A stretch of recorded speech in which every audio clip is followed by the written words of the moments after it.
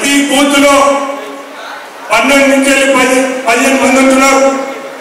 అంటే నాకు తెలిసి మన రాష్ట్రంలో కాదు దేశంలో కూడా ఇంత బలగం ఉన్న పార్టీ లేదని నేను అనుకుంటున్నాను.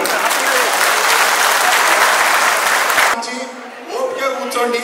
మీతో ఒక చిన్న విషయం చెప్తా. నేను ఎవరైనా ఇల్లు లేవు నిన్నే నమ్మిన రైతు కళ్ళల్లో చేలల్లో నీళ్లు చూడు, శనకల్లో నీళ్లు చూడు, బాగుల్లో నీళ్ళే చూడు, పంకల్లో. కాబట్టి దయచేసి ఎలక్షన్స్ 22 రోజులున్నాయి కాబట్టి మీరందరూ కూడా మన పార్టీ టీఆర్ఎస్ పార్టీ గురించి మీరందరూ కష్టపడి మీరందరూ కూడా మళ్ళీ గులాబ్ జెండా ఉప్పలు ఎగరాలని చెప్పి కోరుకుంటున్నాను. ఇంకా ముఖ్యంగా ఈ ఒక్క నెల రోజులు మీరు కష్టపడితే మీకు నేను 5 ఏళ్ళు కష్టపడి మీకు పనిచేస్తానని చెప్పి కోరుకుంటున్నాను. ఇంకా ముఖ్యంగా ఏంటంటే మీ కార్యకర్తలందరినీ కూడా ప్రతి ఒక్కరిని కూడా నేను కడుపులో పెట్టుకొని చూసుకునే బాధ్యత నాది. ప్రతి ఒక్కరిని కూడా మీ అందరికీ తెలుసు ఇక్కడనే ఉంటాము. నేను ఇక్కడనే 24 hours మీకు అవైలబుల్ ఉంటాను. మీకు సర్వీస్ ప్రతి చోట కూడా సర్వీస్లో ఎక్కడన్నా పనిచేసుకుంటూ ఉంటున్నాను. లాస్ట్ 10 years నుంచి కూడా ఇంతకుముందు మా అన్న ఎమ్మెల్యే ఉండి మున్సిపల్ చైర్మన్ మీ అందరికి ఐడియా ఉంది. మా అన్న ఏ రకంగా చేసిండో వాళ్ళ కేసీఆర్ సార్ ఏ రకంగా చేసిండో అదే రకంగా కేటీఆర్ ఎట్లా చేసిండో అదే రకంగా మీ అందరికి అవైలబుల్ ఉంటూ పనిచేసుకుంటానని చెప్పి కోరుకుంటూ ఈ టైం ఇచ్చినందుకు థ్యాంక్ యూ అండి.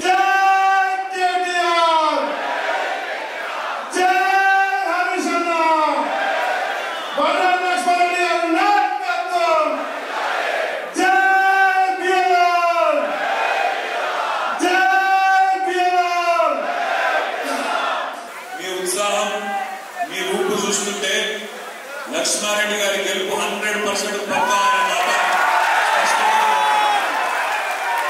సూపర్ స్టార్ రజనీకాంత్ వస్తే ఆయన చెప్తా ఉన్నాడు, నేను 22 ఏళ్ల తర్వాత హైదరాబాద్కి వచ్చిన కొన్ని ప్రాంతాలకి పోతే నేను హైదరాబాద్ లో ఉన్నానా, న్యూయార్క్ లో ఉన్నానా, అమెరికాలో ఉన్నానా అనే అనుమానం వస్తుందని రజనీకాంత్ గారు చెప్తా ఉన్నారు.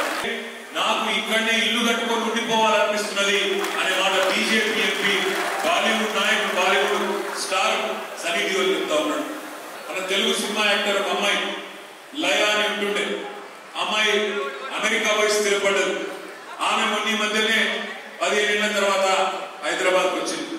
ఆ అమ్మాయి చెప్తున్నది, మా అమెరికాలోని లాస్ ఏంజలీస్ కానీ ఇతర నగరాలు కానీ ఇవాళ మన హైదరాబాద్ ముందు దిగదుడుపు, హైదరాబాదే బాగున్నది అమెరికాలోని నగరాల కంటే అని అమ్మాయిలు చెప్తా ఉంది.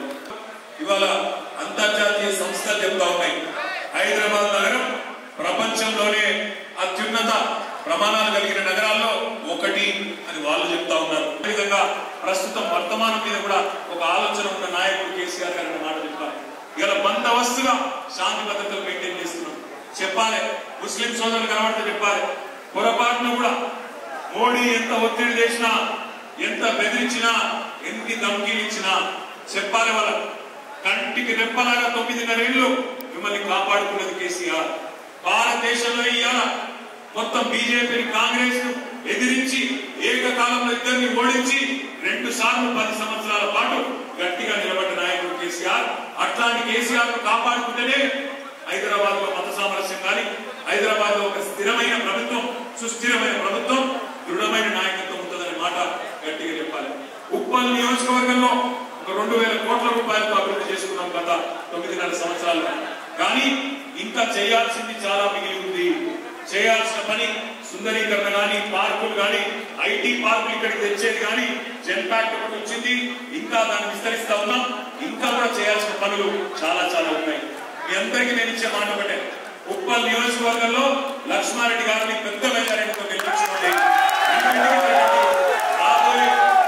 రాబోయే 25 రోజులు దయచేసి మీరే లక్ష్మారెడ్డి అన్నంత తీవ్రంగా, మీరే నిలబడ్డారు, మీరే అభ్యర్థి అన్నంత తీవ్రంగా దయచేసి ప్రతి బూత్ కమిటీ నాయకుడు, ప్రతి వర్కర్ కూడా కష్టపడాలని చెప్పి కోరుతా ఉన్నాం. ఈ 25 రోజులు మీరు లక్ష్మారెడ్డి గారి కోసం కష్టపడితే రాబోయే 5 ఏళ్ళు లక్ష్మారెడ్డి గారు మీకోసం కష్టపడతారనే మాట కూడా నేను మీకు విజ్ఞప్తి చేస్తూ, మరి మీ అందరికీ వేదిక పైన ఉన్న గౌరవ నాయకులకు, వేదిక నాయకులకు హృదయపూర్వకంగా ధన్యవాదాలు తెలియజేస్తూ